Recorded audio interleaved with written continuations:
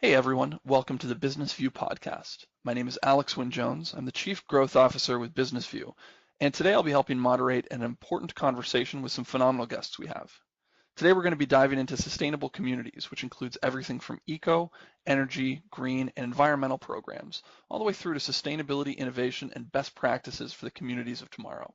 I'm excited to announce the participants for today, starting off with Devin Causley, who has worked with the Federation of Canadian Municipalities, or FCM, since 2003, where he is responsible for managing and developing programs on climate change, mitigation, and adaptation, including the Partners for Climate Protection program. He currently holds the role of Manager Capacity Building with the new Municipalities for Climate Innovation program. Welcome, Devin. Also with me is Jim Baxter, who is the Director of Environment and Energy in Toronto, a city known internationally for its leadership on the environment.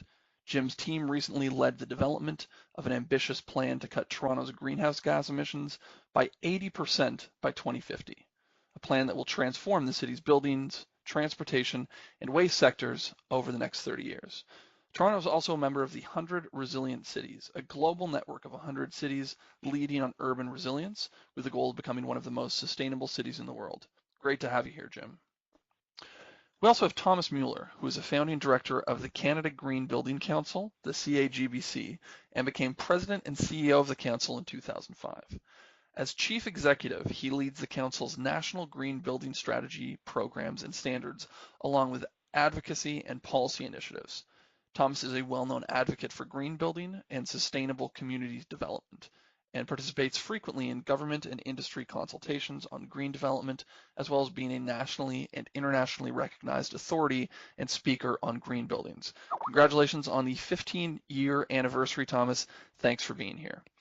Last but never least, Lori Steiner is an associate editor and social media manager for Business View magazine and a seasoned professional writer. She has a strong background in small business management and works remotely from the thriving town of Paris, Ontario. How's it going, Lori?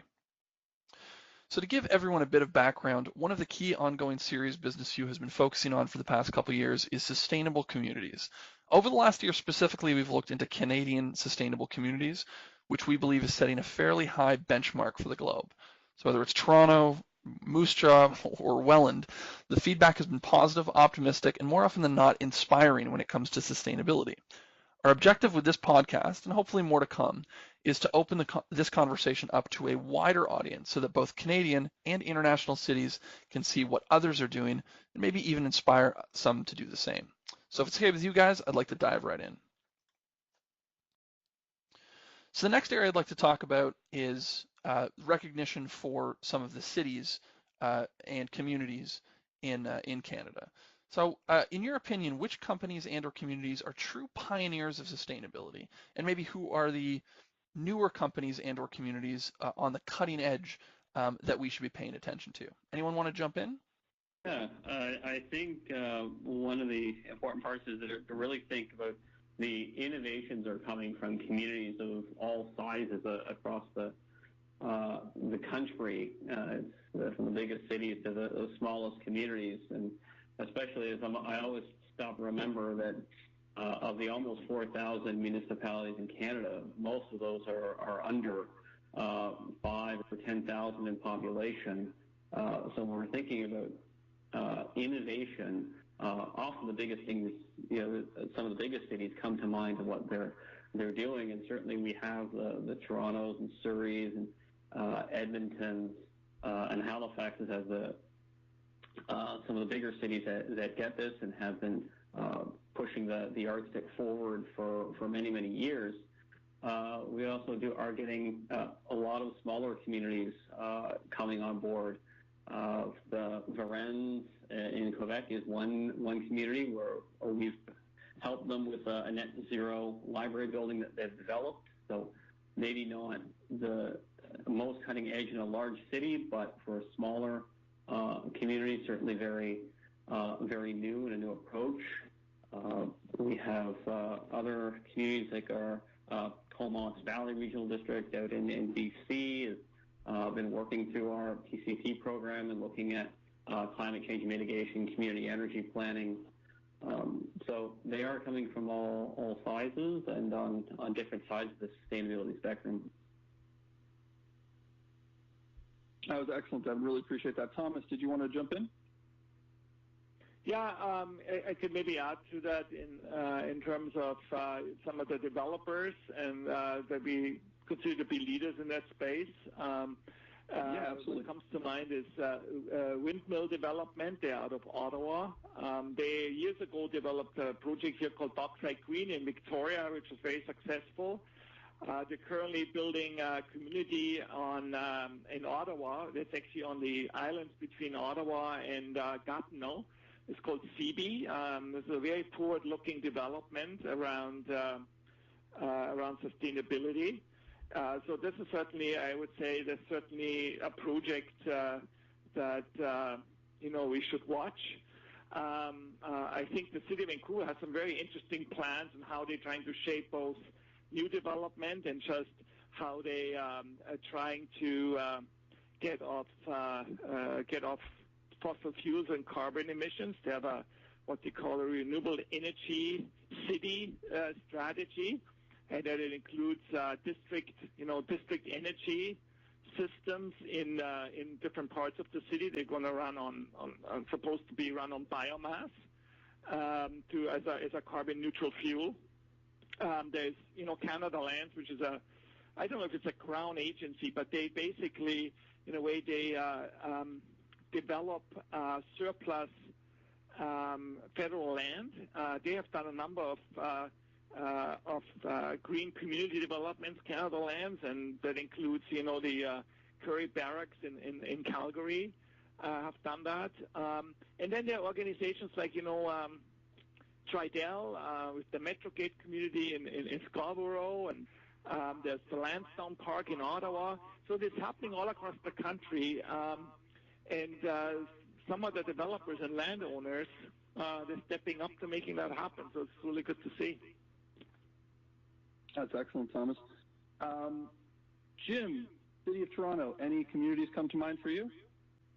Well, I'm going to take a slightly different tack to that, because I think when you look at pioneers of sustainability and the real giants who are driving it, I think you have to look at risk and who's taken risk to make transformational change. And I think if living in Toronto, I think I'd be remiss if I didn't put a big shout out to the provincial government in Ontario.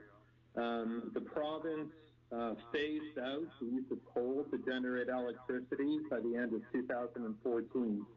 And when you look at the amount of carbon that we've emitted, there was a step decrease in the amount of carbon leading up to the years before the end of 2014. So I think that was the province, the provincial government had to spend a huge amount of political capital to make that happen, but they did it. And as a result, provincially, we're emitting significantly less carbon than we did 5 years ago. And in terms of new organizations, to look out for, what we are seeing here, and in fact, what we're kind of testing the waters with this, is when we look at the development industry, is we're separating now the real estate development from energy development, so that we have the opportunity to develop new energy strategies like low carbon thermal networks, using a lot of the same technologies that Thomas mentioned a little earlier, sewage heat recovery, geothermal exchange, that sort of thing. And it takes the energy decisions away from the real estate developers. So now we've got smart energy choices being made independently of whether or not we should be putting in granite countertops and upgraded tiles in the bathroom. So we think by separating those investment decisions, we're going to end up with a much better energy future. That's excellent. Thanks so much. Laura, did you want to jump in with anything? I know that we talked earlier a bit about something. Yeah, I would like to mention the University of Alberta here. 40 years ago, they started incorporating sustainable elements in their buildings to save money and reduce the resources used for power.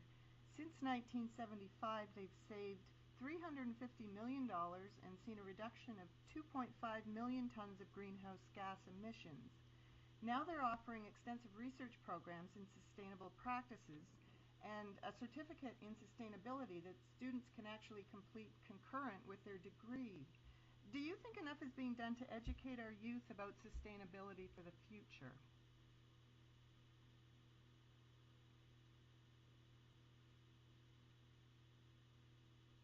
Anybody? Yeah, Kevin here. I'll jump in there.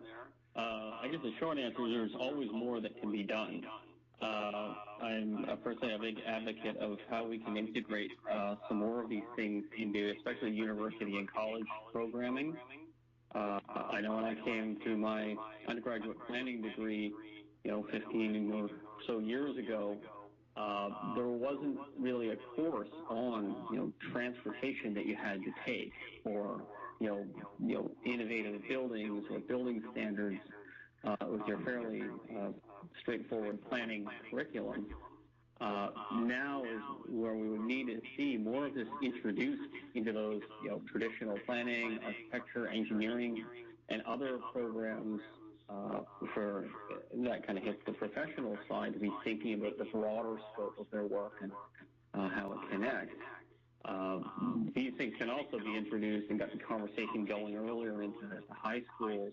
I know there are some efforts out there on the Green Learning Initiative and others that are trying to get schools more engaged on sustainability in their communities, whether that's involved from the environmental side or also more the social side of sustainable communities, what it actually means to be a community, and building the fabric of volunteerism and social cohesion that makes up a community. But there are lots of organizations, NGOs, municipalities actively trying to work with their schools, and there's always more that can be done. I mean, we've seen a lot of, I take Carson over the last 15 years or so, you do see more, education, particularly post-secondary and sustainable design. You do see that the business schools across Canada do now address sustainability from a business perspective. So I think the young people that come out of university were better prepared than when I completed my master's, long 30 years ago now, wherever it is. So I do think they're way better prepared. Is it enough? I don't think it is. I think because it's not just university, I think we also have to have professional associations that step up to deliver this kind of education, either to their as professional development, to make sustainability part of any kind of professional accreditation, if you're an architect or an engineer. And so we have seen improvements, but I think we still have a ways to go, because in some, and it might be that it's probably also generational change, right? But the people that are in their mid-careers now, I think they just don't either know enough or appreciate it enough or have skills enough to really apply sustainable design principle, construction practices, operations, development, and so on. And so we need to do more, because we cannot wait another 20, 30 years before this generation is now in the decision-making kind of mode. So it is, we need to do more. And I mean, we as an organization, we educate, we deliver tens of thousands of education hours every year. And our sector, the green building sector, has good capacity, has enough capacity to satisfy the need where we need to go in terms of new design, retrofit, those types of things. I would say not. So a lot more needs to be done, but then everybody has to step up, not just the post-secondary.